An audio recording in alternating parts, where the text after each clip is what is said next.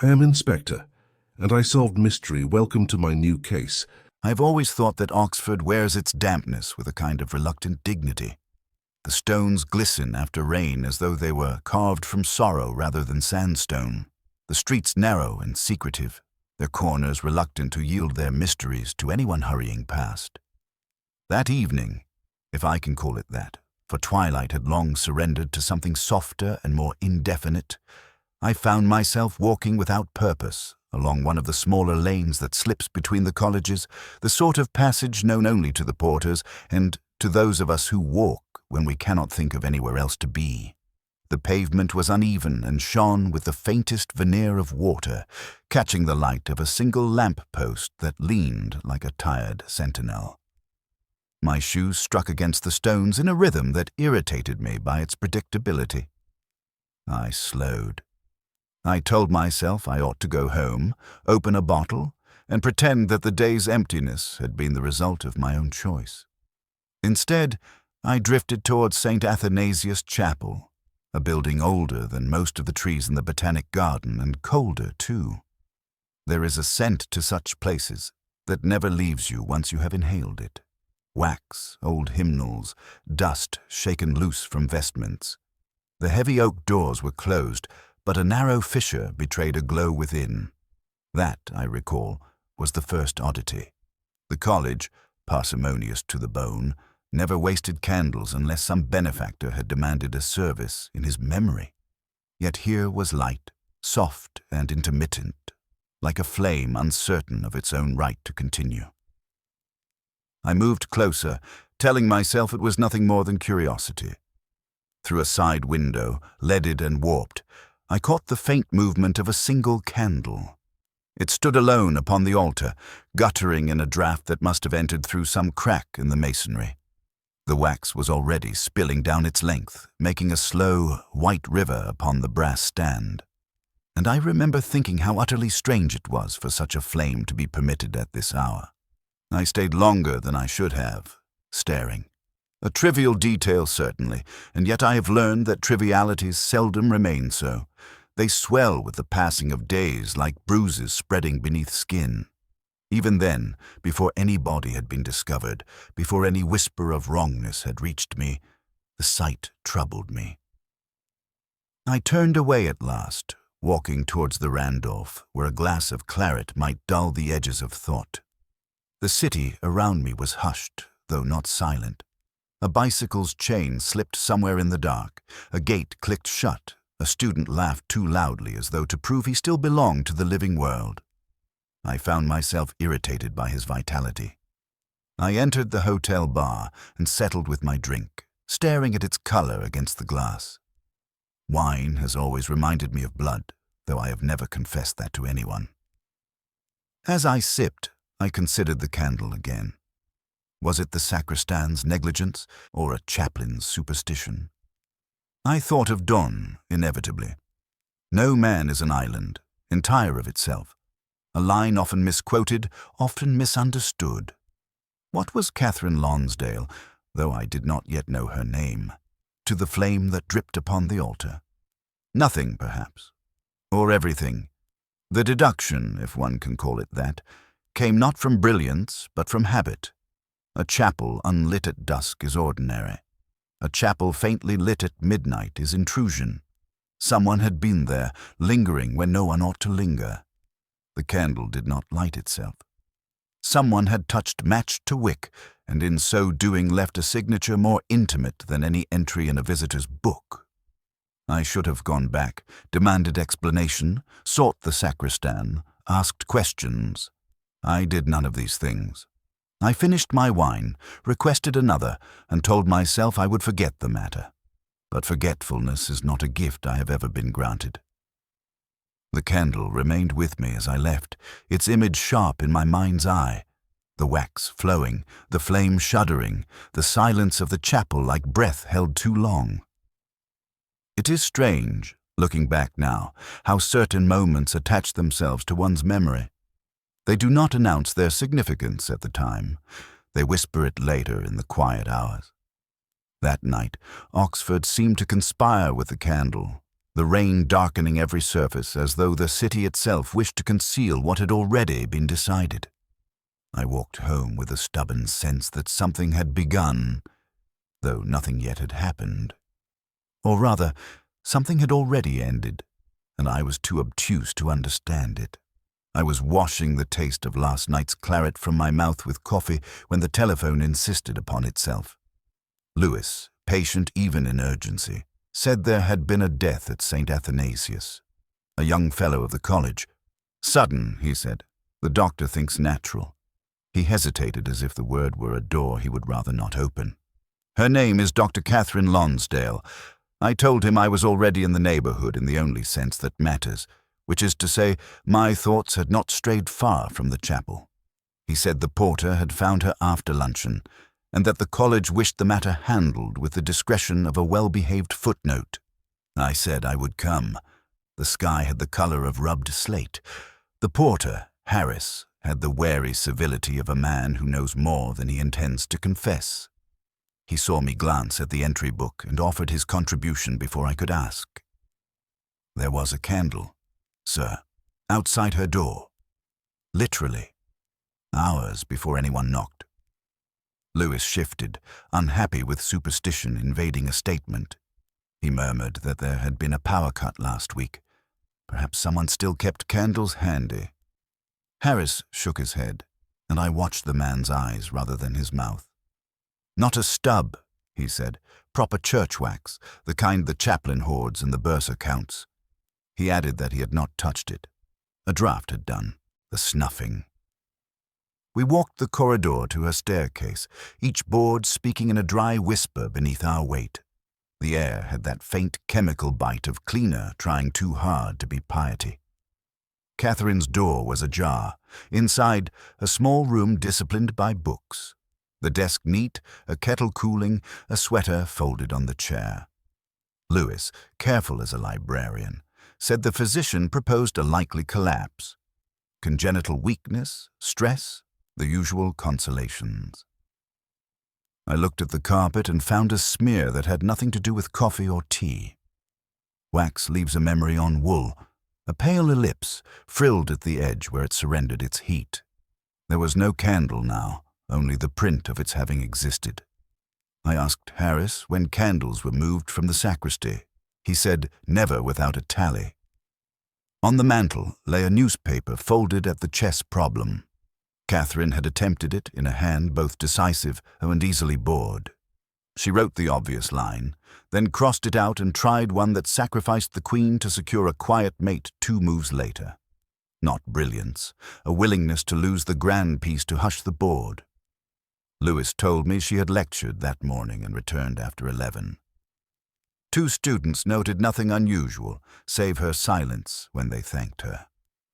I asked if the chapel had been used since Compline.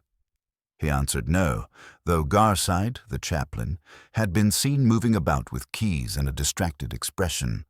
I touched the kettle, tepid. I smelled the cup. Chamomile. She had chosen sleep, or at least its costume. A natural death knows nothing of ceremonial flames on thresholds. The candle outside the door and the wax across the carpet arranged themselves in the simplest of crosswords. Clue, entry, confirmation. Someone had visited under the pretense of reverence and left nothing but light. We waited in the silence. Lewis said, "Shall I fetch the chaplain?" I told him to fetch the inventory of chapel supplies instead, and to ask quietly how many candles were missing, if any. If none, then our flame came from private stock, which is a different sin. When we stepped back into the corridor, the draught that had supposedly done the snuffing touched my face like a small lie. I've never trusted small lies. They breed tidy conclusions, and tidy conclusions bury the living with the dead. St. Athanasius always struck me as a college engineered for silence. The quad was monkish, its grass disciplined rather than mown, and the cloisters wore the color of pewter after rain. Money had been tight here long enough that thrift had been promoted to doctrine. I smelled damp wool in stairwells, Chalk lingering in seminar rooms, and the faint, sugary bite of toner along a corridor where lamps were too mean to reach the corners. It was a place that expected you to lower your voice before you had anything to say. The bursar received us with the careful warmth of a man who knows the arithmetic of decline and recites it as a private litany. A notice board behind him glittered with appeals. Alumni dinners, legacies, naming rights for benches, all the earnest negotiations of gratitude. "The college is weathering a temporary contraction," he murmured, which is a genteel way of saying that roofs leak and endowments sulk. Catherine, he added, had been both a blessing and a trial. I put the phrase where such phrases belong, a drawer marked useful later, possibly against him. Professor Hewitt's room smelled faintly of orris and the sweet remnant of sherry. The space had been curated rather than inhabited, with books arranged by color and a rug too rhetorical to walk upon. He possessed the kind of handsomeness that expects confirmation and usually gets it. "We were hardly intimate," he said. "She was brilliant in a manner that required guidance." He smoothed a paper until it lay as flat as a doctrine. "She cared more for performance than method, and the era demands rigor." I asked about the dinner they were said to have shared.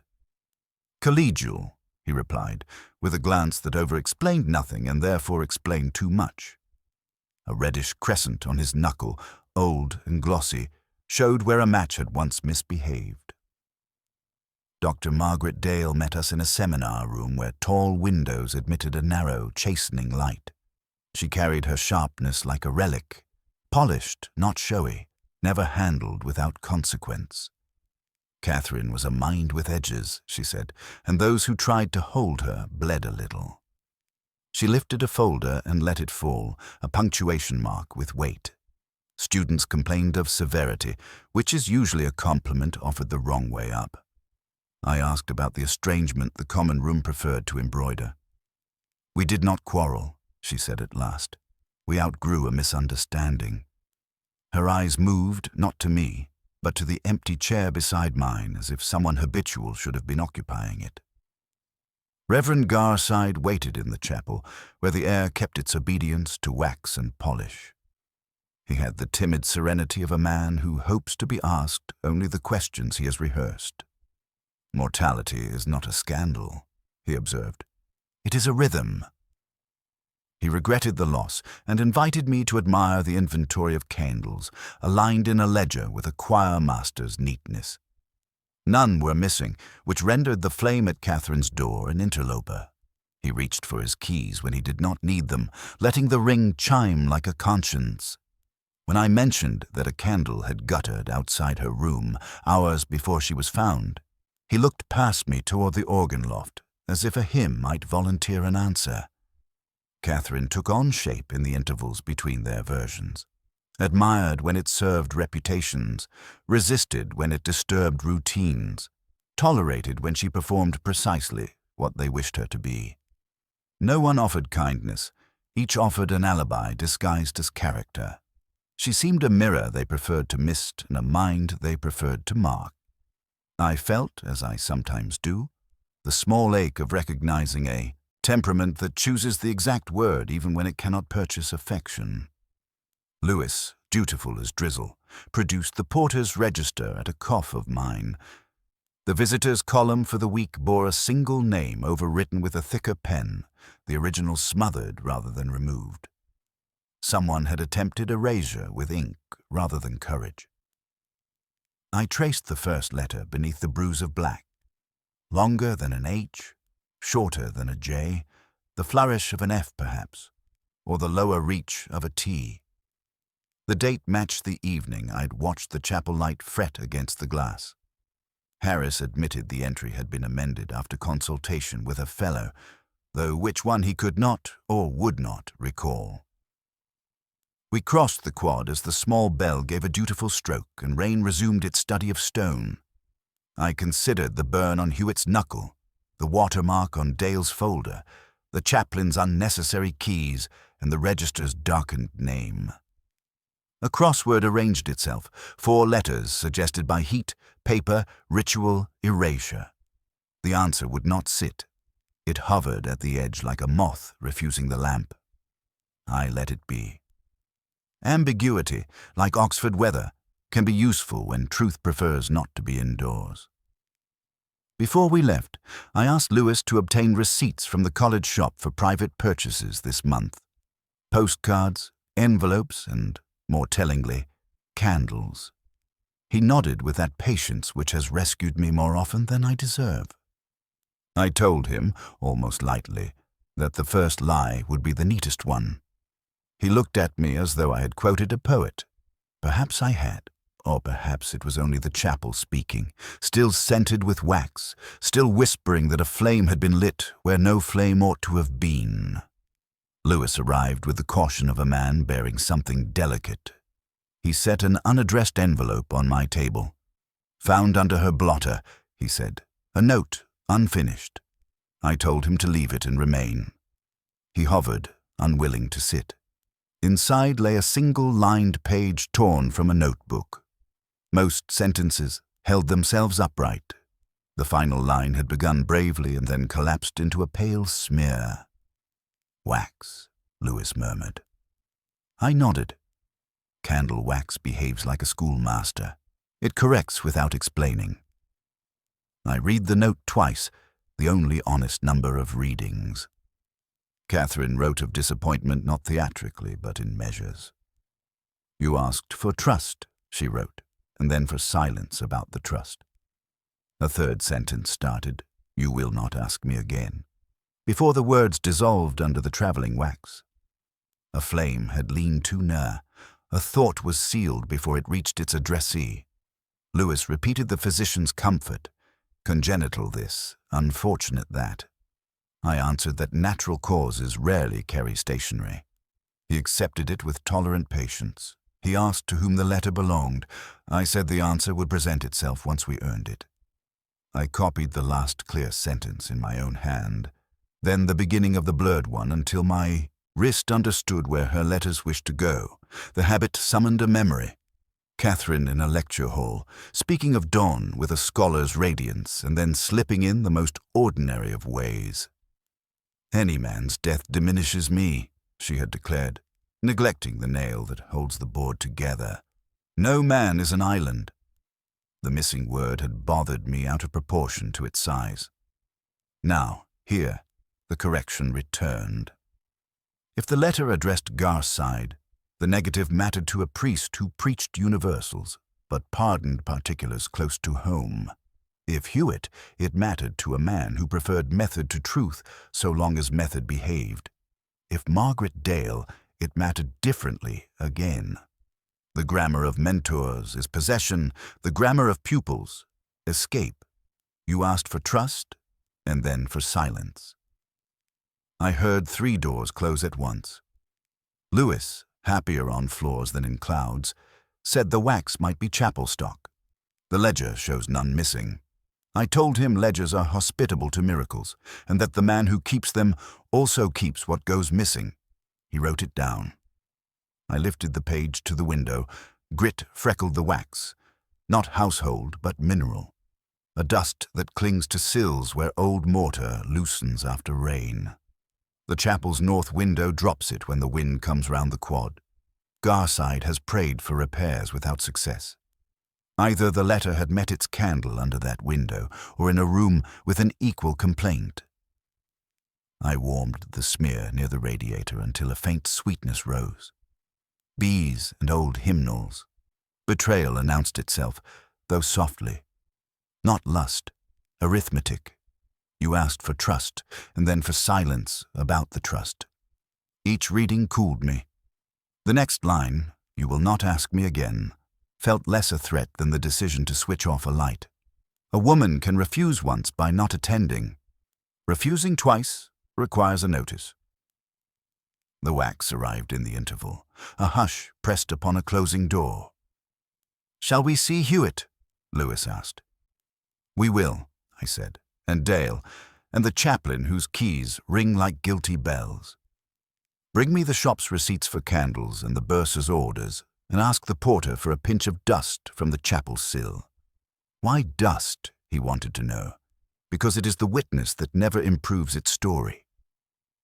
When I was alone, I read the letter a third time and turned it face down. The stain bled through the paper like a shy confession. Somewhere between the wrong Don and the right refusal, a shape began to breathe. I let it. The city outside thinned into rain.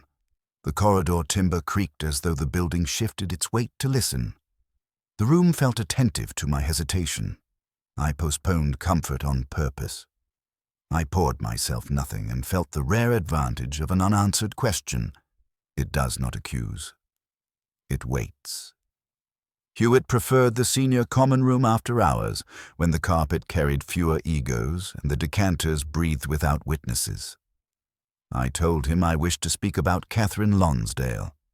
He adjusted a cuff as though the thread count might shield him from nouns. "We dined once," he said at last, and the adverb that should have tidied the claim stayed missing. Collegiality, that was all. The college has a duty to shepherd talent. I asked where. The Randolph Wen, 2 nights before her death. He produced a theater ticket from the same pocket as his handkerchief, a stub faintly scented with starch and rain. The stub looked honest. Date, time, row. He held it between forefinger and thumb with the pride of innocence. "Volpone," he added mildly. He had left Catherine at the porter's lodge and hurried along St. Giles to make the opening. Traffic, he noted, had behaved abominably. The motive was simpler than the alibi. Catherine had read a draft of his forthcoming article and found embroidery where there should have been him. A paragraph had drifted too near a graduate thesis. A figure had been domesticated until it purred. She told him she would correct the record. He called her judgment emotional, the insult kept for inconvenient accuracy.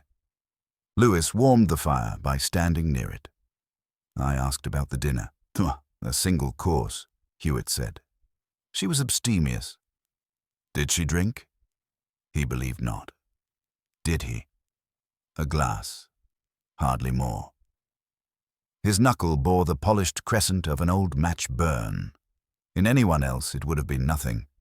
In a man presenting a stub that wished to be admired, it became a parenthesis of heat. I examined the ticket again. The seat placed him by the aisle, ideal for late entrances. The start time disclosed no ambiguity. I asked if he had stayed to the curtain call. "An early tutorial," he said, and a weary smile. Numbers, not smiles, govern theaters. A grit of doubt worked under the eyelid. He spoke of lights falling as he entered, yet the house prints its warnings in 3 bells, and Volpone does not begin at the hour he described. Not a lie, a memory trained to be useful. I said nothing. The neatest falsehoods prefer to be overheard by their authors. Lewis, brave in his simplicity, asked whether Catherine had been affectionate with him. Hewitt studied his glass until the required dignity arrived. She allocated time as if selling it by the ounce, a line rehearsed for a different interview. I thought of Don and of the letter that refused to finish its sentence beneath a drift of wax. Some oaths end gently. Some are ended. Harris had told us Catherine used the garden gate that week because the lodge was often unmanned after 10. Yet Hewitt insisted he had left her at the lodge and watched her inside. He placed himself where the college could vouch for him and placed her where memory might be tidied. Elegant, almost convincing, almost. Alibis ring like chapel keys, bright, numerous, anxious. His would survive preliminaries. The ticket remembered by an usher fond of his suit. The dinner by a waiter who counts famous faces as tips. Still, the phrasing unsettled the air. Left her at a door she had not used. Entered a theater at an hour it did not. Prefer a burn on the hand of a man who dislikes matches except when they obey. I thanked him for his courtesy and suggested he inform me if any part of his memory grew less certain. He laughed. In the corridor the boards offered their dry counsel. Lewis said the stub looked solid. I agreed. Then I told him solidity is not the same as truth. In Oxford, we build with stone and with sentences, and only one of them admits its weight. The telephone record reached me in a manila envelope. Lewis set it between my coffee and my conscience and said he had borrowed it with the bursar's blessing. One line spoke more clearly than the rest. A call from Catherine's rooms at 2318, 4 minutes, destination, Chaplain's Lodge. Garside received us there, where books leaned like parishioners and the air smelled of tea and varnish. He held his keys as some men hold faith. The lodge smelt faintly of damp wool and old hymnals. A small question about rosters, he decided at last, eyes sliding toward the window as if the glass might answer. She worried about sacristans for next term. She wanted names now so a notice could go out. I reminded him that rosters are printed after collections. He smiled at the floor and let the correction pass like weather. Lewis asked whether the conversation had lasted 4 minutes. Garside frowned as though time were unecclesiastical. Brief, he concluded, and his thumb brushed the candle ledger with tenderness. A tiny burr of skin showed on that thumb, a pale comma. I had seen its cousin on hands that insist matches obey. We left him to his keys and walked the cloister where rain revived old smells. Stone that had absorbed centuries of confession, paper that remembered psalms. 4 minutes is long enough to ask a favor, shorter than an argument. A space for explanation rather than pleading. The call had been late because meaning prefers the night. If rosters were the subject, secrecy was oddly chosen. Secrecy chooses its hour with care, and paperwork rarely warrants midnight in Oxford. In Catherine's rooms, Lewis opened the desk with a care in keeping with libraries. Beneath a notebook of Latin quotations lay a broadsheet folded to the crossword. She had solved all but one clue, placed at the center like a seed refusing to germinate. Illumine what is hidden. She had penciled lighten, erased it to a ghost, and left the square bare as a dare. I do crosswords for the company they keep. In cryptics, what is hidden is often the instruction to look inside the words nearby. The phrase itself becomes the torch. But here there were no surrounding words, only the command. Perhaps it was not a clue at all, but an address to herself. Perhaps it was the week's only imperative. Lewis thought she had been interrupted. I tilted the paper to the lamp. Old graphite woke like soot. Across the margin a faint trial of initials gathered into MOR, then lost courage. Coincidence, perhaps. Impudence, too. She had circled nothing. She had left me a verb. At the switchboard, a woman in a cardigan like armor said the 2318 call rang twice before being taken on the third. I asked whether a second extension existed in the lodge. She admitted the vestry phone could answer if the chaplain worked there. Garside had said he was in bed. Beds, like alibis, are generous nouns. Evening settled with a deeper chill. The candle outside Catherine's door returned to me.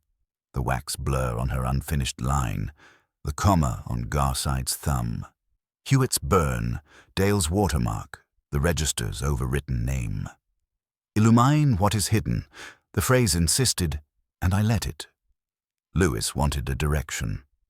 Bring me chapel schedules for the last 3 terms and the lodge's paper orders, I said, and let us examine the vestry windowsills for the dust that breeds in old mortar and drifts like ash. He raised an indulgent eyebrow and went. Alone, I read the time again. 2318. Compline had been at 21. Whatever Catherine wanted from the chaplain, it was not a hymn nor a roster. She phoned because the night can be trusted to hold silence. She spoke for 4 minutes, and somewhere a second receiver was lifted on the third ring, as if someone chose which room would keep the record. I would not resolve it then. Resolution is a thief. It steals from the hours when ambiguity does its quiet, necessary work. I folded the log, slid the crossword into my coat, and stood in the corridor, listening until the floorboards remembered to creak. Dale received us in her office, where the radiator clicked like a metronome that had lost faith. The windows faced a quadrangle the color of pewter, and the air carried paper and chalk with a cardigan's ghost. She did not rise. She arranged her expression as one might arrange a scarf and said, "Catherine was brilliant," a verdict that sounded like a debt still unpaid. Lewis, tidy as an account book, recited the rumor already touring the common room with deferential certainty. Mentor first, then rival, a lover shared and afterwards renamed principal. Dale let it move past. "People will say what spares them thought," she said, and opened a drawer with deliberate lightness. Keys to her staircase. The department keeps spares. Of course I had access. So did others when work insisted. She put the ring down without clink, as if the metal required courtesy. Bitterness clung to her, but like the air after a match is pinched rather than the flame itself. She spoke of Catherine's gifts with a precision bordering on cruelty. She adored beginnings and hated maintenance. She could improvise brilliance and then resent the bill. I asked when they had last dined. "Not recently," she said, and the syllables were laundered. Lewis later counted the elements as if balancing a till, motive by jealousy, access by key, temperament by acid. I heard the arithmetic and did not embrace it. Renunciation, not possession, sat in her shoulders, and renunciation is a colder fuel than colleges like to imagine. We walked the corridor where the boards kept their dry counsel, and the light inched along the wainscot like an old habit. A poster for Volpone had wrinkled from interior damp, and reminded me that Hewitt Stubb wished to be believed more than remembered. We returned to Catherine's rooms because repetition, properly used, is its own inquiry. Lewis moved through the sensible tasks. I sat at the desk, where pens waited like a quartet. At the back of a drawer, beneath a handout on Don with a small nail of a word missing, I found a diary bound in cloth the color of old milk. The entries were of two kinds. Appointments marched, feelings resisted. The week before her death held both. There were notes about chapel rosters, a meeting deferred, an apology declined. Then a line by itself, tiny and obedient on the faint blue rule. She pitied me. That was worse than hatred. The hand tightened on pitied, as if the admission had to be forced through a narrow place. Hatred, I thought, is at least a recognition. Pity is attendance without belief. If Dale was the subject, jealousy diminished. If not, then someone nearer to rights than to research had earned the sentence. I lifted the page to the window. Pencil, soap, and a whisper of beeswax lived in the paper. Below the line, nothing. Above it, rosters scratched out without neatness. Dale would have crossed the words with a ruler's mind. Garside came instead. That careful hesitancy, those keys that chimed like anxious bells, the 4-minute call taken on the third ring as if one chose which room would hear it. Lewis found a pressed slip in a later week. Not theatre, evensong. Catherine had pricked the order with a dot beside a hymn whose refrain I could almost hear. Illumine what is hidden. The crosswords command had found its echo in the choir stalls, and for a moment I felt the slow rearrangement that comes not as revelation, but as furniture moved an inch each day until the room is new and you are blamed for not noticing. We met Dale again at the foot of the stairs. Lewis, almost gentle, asked whether she had loved Catherine. She watched the quad, its rain stitching the lawn into smaller obediences. Love is not the word. Respect attempted. She added without ceremony that she had returned her keys the morning after Catherine died and that the porter would confirm it. The fact offered no flourish. It simply stood there, unadorned, and made the rumor feel like a tool left in the wrong room. Lewis, pleased to anchor his certainty, said bitterness often borrows the grammar of respect. Perhaps. Yet Dale's bitterness felt curated, not combustible. a museum label under glass. She listed Catherine's virtues with the odd tenderness of someone placing a dangerous instrument back in its case. If there had been longing, it had learned to hold its breath. We left her and walked the cloister where stone prefers rain. The college, which prides itself on tradition, had mastered the older tradition of strategized forgetting. I considered the keys, the diary, the even-song dot, and the ledger that never admits theft while candles continue to burn. Dale possessed access and motive enough for a tidy case. But tidy cases are usually rehearsals for the wrong play. Back in my rooms, I set the diary beside the letter with its wax-blurred refusal, the telephone log with its ungenerous 4 minutes, the crossword with its demanding imperative. Each object leaned, quietly and without collusion, toward the chapel. Dale receded into a gray that suited her better. It was not her shoulders I heard now, but the ring of keys, patient as rain on stone. If this was a red herring, it was the second, and the river that produced it ran under the nave, ecclesiastical and unhurried, sounding exactly like a lock expected to yield. The pub kept a light that flattered no one, least of all a man bargaining with his own silence. I chose a corner where the wood remembered elbows and rings from wet glasses, and let the city mutter while I studied a wine the color of old bruises. There are evenings when work refuses the precinct and enters by the throat. This was one. Catherine's letter lay in my mind like a folded wing, and the candle that had bled upon it would not cool. A girl new to me moved between tables with the diligence of a student hired to finance examinations. She asked if I wanted food. I said loneliness seldom eats and asked for another glass.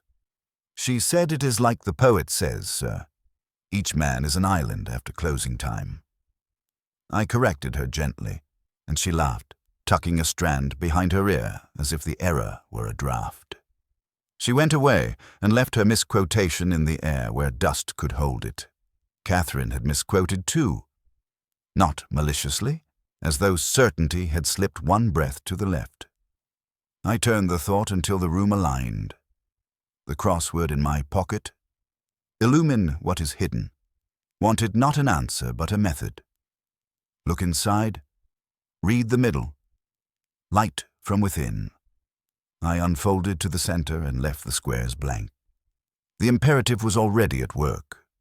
Wax behaves like a nervous witness. It goes where heat fools it, and when it sets, it keeps the shape of the moment that persuaded it. On Catherine's letter, the smear had run toward the margin as though a taper had leaned. No, been leaned over the page to bless or hush. In her carpet, the ellipse marked a candle borne in the hand of someone unwilling to commit to a place. A processional, badly staged. The waitress returned and set the glass down with the care of handling a verdict. She said I must be marking essays. My face had the look of a man deciding whether to forgive. I told her I was only reading. She said reading is the slowest kind of forgiveness. She moved away, and I let her be wiser than she knew. Hidden in plain view, the chapel ledger without losses. The chaplain's thumb healed where wax had scalded. The late-night call that reached one room, then another on the third ring. The key ring chiming like a bell choir attempting a hymn it had not rehearsed. If the candles were accounted for, then the flame outside Catherine's door had not been born to the college.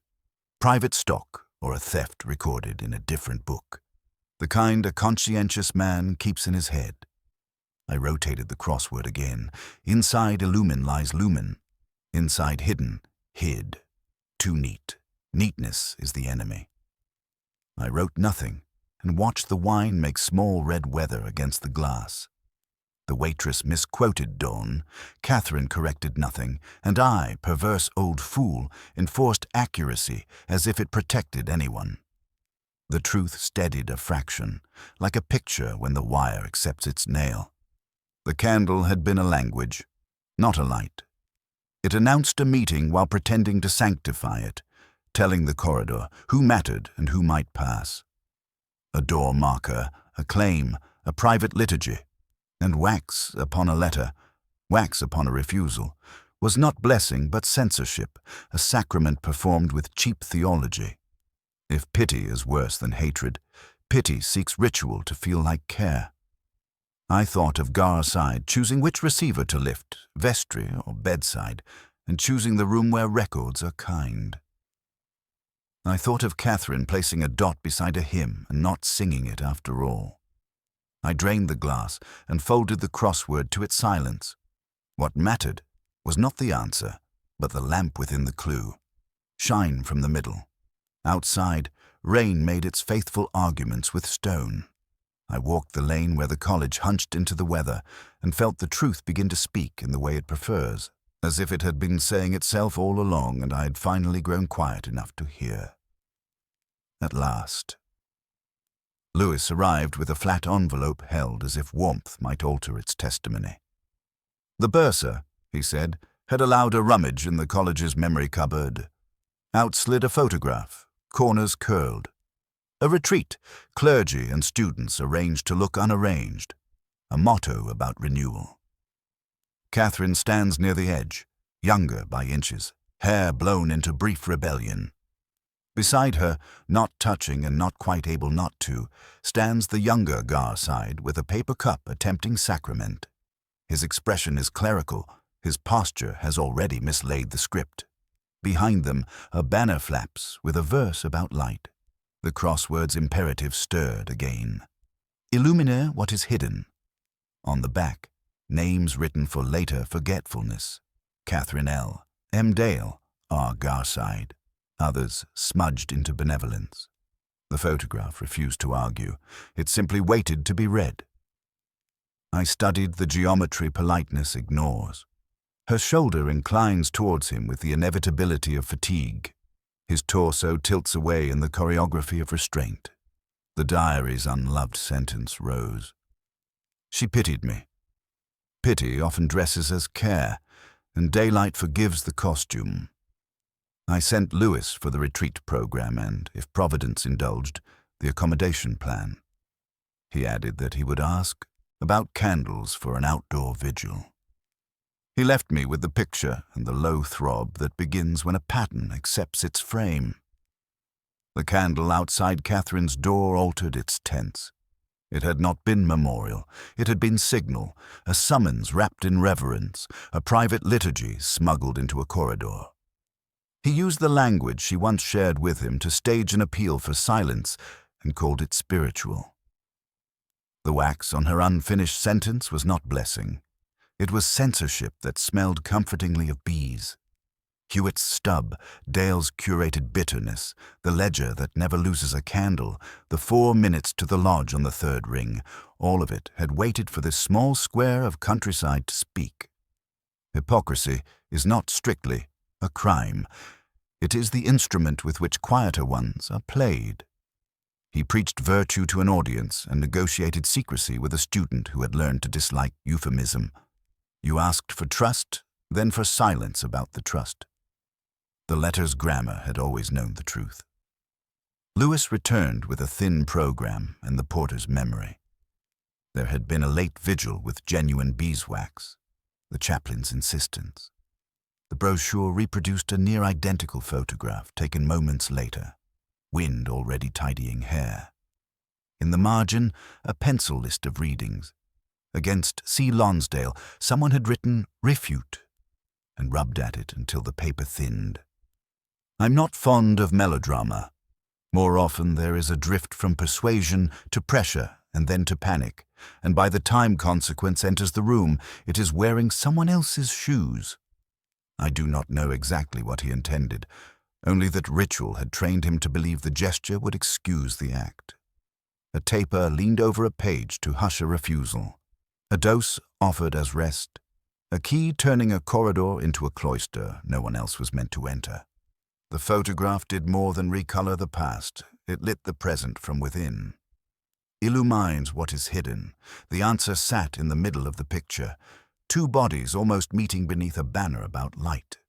The candle was his language. The drip on the letter was his accident. The ellipse in the carpet was his hesitation taking shape. Lewis asked very quietly, whether we would go to him now. Not yet, I said. We would meet him where the acoustics favor confession and the keys echo like arguments. Evening, the chapel, the vestry phone that answers on the third ring. We would carry the photograph without flourish and set it between ledger and hymn book, and we would let the silence show its working, and let Oxford keep watch. Rain has a memory for glass. It found the colored saints and drummed them into secrecy while I waited in the nave, steaming. Garside came from the vestry with keys and a composure borrowed from liturgy. He asked if I required the chapel or the truth. I told him the building would suffice if it wished to speak. We stood under a light that favored dust over faces. He rotated the key ring. I laid the photograph on the first pew, the ledger beside it, the telephone record folded to the time. He watched as one watches an altar set by unfamiliar hands. I said Catherine called you at 23:18. You took the third ring in the vestry, because the lodge phone remembers too much. You carried a candle to her door as if procession could sanctify the error. He said I was unkind. I answered that kindness is the wrong ritual when the dead are in attendance. The windows rattled their assent. He sat, the keys resting against his thigh. She sought me first. He tried, as if grammar might rescue him. I told him the photograph remembered otherwise. A retreat banner about light, a tilt of two bodies learning not to lean. The confession came as rain does, finding any seam and entering. There had been comfort and then request, a slow barter of secrecy. She threatened to make the private public. He heard accusation in a voice that held only fatigue. He carried the candle because signs console him, because the corridor looked like a nave, because he wanted the door to learn obedience before it opened. I asked what he gave her. Something to quieten, he said. A sedative borrowed from an old grief, the dosage guessed at by conscience rather than medicine. He placed the cup on her desk. She would sleep. They would speak tomorrow in a language without endings. He said tomorrow as though the word had ever kept faith. When her breath changed, panic brought technique. He moved the cup, smoothed the paper, and let the taper drift, hoping to seal a sentence that refused to end. Forgiveness is a territory I have never been licensed to patrol. I told him that choice remains, even when panic performs the liturgy. He murmured that he had confessed to God. I suggested that God was not the party chiefly concerned. Outside, the rain rapped at the glass, until even the saints pretended to listen. I set the candle ledger between us. None missing, it declares. Yet the ash in your bin carries the chapel's bees. The dust on your sill breeds in north-facing mortar and drifted into the wax that scarred her page. The crossword she left said, "Illumine what is hidden." Not an answer, but a method. You taught me your method when you chose the third ring. He closed his eyes, the gesture almost like prayer until one noticed the keys biting into his palm. He asked how I knew pity had been the last and worst of it. I told him the diary made its single honest sentence, that pity is the shape of love when belief has run out, that a candle can only pretend to be compassion when it is property. He nodded and called himself a fool. I did not disagree. The hush that followed belonged to the chapel, not to triumph. Lewis came to the door because men like him understand when to arrive. Garside rose as though summoned by a psalm. He asked whether the law distinguishes between cruelty and cowardice. I said the law attempts it. Life rarely does. He walked ahead of us down the aisle he had, trained others to revere. The rain lifted a little, and windows dried their eyes. At the threshold, he halted and asked if the candle had betrayed him. No, I said. You betrayed the candle. He let the keys fall into my hand with a sound that was kind. We stepped into the cloister, where stone reported the weather with its patience, and nothing in me felt lighter for having found the shape the truth wanted. Oxford kept its counsel again. The chapel had resumed its usual stillness, though stillness in such places is never absence. The air was thick with extinguished wax, the faint sweetness of hymns pressed into wood, the quiet quarrel of rain against leaded panes. I sat in the second pew with the diary balanced on my knee, the final formalities of the case already signed, witnessed, and put away. Justice, the tidy clerk, had finished its work. Candles guttered along the altar rail. They bent their flames sideways into draughts and spat their wax in slow surrender. I counted 3 stubs nearly done, the brass beneath them mottled with old drips polished only by time. One fell silent with a faint hiss, and the smoke curled into the rafters, as though retreat were preferable to witness. Lewis stood beside me longer than he wished, hands worrying at his coat as if warming an argument. He asked whether we should find a pub before closing. I said no, without lifting my head, and heard him accept the refusal as he has so often, with a silence that is kinder than agreement. His shoes tapped down the aisle and then were gone, the outer door creaking into weather. Alone, I opened Catherine's diary again. The cloth cover still carried the smell of chalk dust and a student's hand. I found the page where her words had broken off beneath the line she pitied me. The ink had dried into a faint, brittle sheen. My thumb traced the indentation left by the nib, as though pressure itself had tried to finish what courage would not. The wax smear had seeped into the fibers like a silence imposed by another hand. Illumine what is hidden. The crossword clue hovered, patient, insolent. For a moment it aligned. The letter unfinished, the candle's signal, the telephone call that waited for the 3rd ring. The word lay somewhere between pity and refusal, between ritual and trespass. I felt it approach, almost visible, like the shape of an answer glimpsed in the periphery of sight. Then, as always, it slipped away, leaving the blank square unyielding and the margin empty. I leaned back and studied the rafters. Cobwebs had made their settlements in the corners where saints no longer bothered to look. A chapel is designed to remind you of answers already agreed upon. Yet Catherine had chosen to argue instead, to resist the candle's grammar of obedience. That was the word she had nearly written, perhaps. Resist, or perhaps not. The mind will impose its own clues until the solution becomes autobiography. Outside, the rain slackened. The candles leaned into themselves and died one by one, each with its own whisper. I thought of her voice in the lecture hall, steady until the slip of a line misquoted, then steady again. I thought of Garside, his confession delivered in the cadence of a prayer he no longer believed. The wax on his thumb healed into denial. I thought of myself, nursing claret in a corner, demanding precision from poets, because precision is easier than mercy. I closed the diary. The clasp was weak, reluctant to pretend permanence. For a moment I wanted to pocket it, to keep the object that had absorbed the final hours of her hand. Instead I returned it to the pew, as one leaves a flower where no one is watching. The saints above me kept their colored silence. The crossword clue persisted, glowing faintly, demanding nothing more than attention. I rose, not enlightened, but burdened in the usual way, by what resists completion, by what drifts beyond reach. When I left, the last candle gave up. The wick glowed briefly, then darkened, leaving the brass to cool.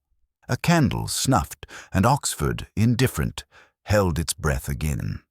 The gramophone spoke with Wagner's patience, each brass swell more resignation than triumph. I sat by the window, curtain half drawn, and watched the street surrender itself to weather. Rain polished the pavement until lamps floated on their own reflections, a city suspended between liquid and stone. The claret, darker now in the bottle, found its way into my glass with the slow authority of ritual. I drank as one might pray, not for comfort, but for rhythm. The day had concluded. The case, too. yet I carried its residue like wax, clinging to a wick that refused extinction. Catherine's voice lingered in my memory, where misquotation turned certainty into hesitation. "Each man's death diminishes me," she had said. No nail, no island. Perhaps it was no accident that she preferred imperfection. Exactness rarely consoles. I wondered if she had recognized in Garside the peril of a man too obedient to doctrine, or in me the equal peril of a man too obedient to solitude. On the table lay the diary, the photograph, the crossword folded to its unanswered square. Illumine what is hidden. The clue remained not solved, but insistent, a reminder that language can only gesture at truth before silence reclaims it. I traced the edge of the paper with a finger and thought of her unfinished line. "You will not ask me again." Finality in grammar, but not in consequence. The claret warmed me without mercy. Love, if it can be called that, has always arrived for me too late or too conditionally. Women of intelligence, women of distance. Catherine had been both. I did not love her. I loved the echo of what she represented. Defiance clothed in intellect, the refusal to accept liturgy without question. I envied her courage. I mourned her silence. The record turned, a scratch whispering between movements, and I let the brass carry me toward a thought I did not wish to entertain. How small a thing, a candle lit, a call taken, a cup poured, can tilt the architecture of a life. Concealment is never durable. It leaks at the edges, drips down paper, leaves residue in fibers that cannot be erased. Garside had learned that late, as we all do. I poured another glass. The sound of wine against crystal resembled rain against glass, one liquid echoing the other. Outside, pools gathered beneath the lamp where moths circled, confounded by the promise of light that promised nothing in return. The city, like me, had decided to endure without consolation. I thought of Lewis suggesting a drink earlier, his voice gentle as always. I had declined, as I often do, not because I dislike company, but because company dislikes me when I cannot soften the edges. Better to let him carry his patience elsewhere than to ask it to labor here. He deserves more than my weariness. The candle. Always the candle. I imagined it standing alone outside her door, wax yielding to gravity, flame trembling in the corridor's draught. Each drip a second a step toward silence. At last, the wick surrendering, smoke rising without witness. That image has not left me. It will not. Wagner reached his final movement, and the room seemed to hold its breath with the brass. I sat in shadow, glass half full, and listened to the rain resume its soft percussion. The world hides nothing forever. Not wax, not pity, not the small trespasses of men who call themselves holy. I leaned back, closed my eyes, and saw again the flame shiver before it guttered. The last drop of wax, falling without ceremony, unseen. That was her epitaph. Not the confession, not the trial to come, not the record of rosters or keys. A candle extinguished in a corridor, its smoke joining the rafters of a college too tired to notice. The claret deepened, the gramophone faltered. The rain grew stubborn in the lamplight. I said nothing to the empty room. The flame had guttered, and the darkness, as ever, remained.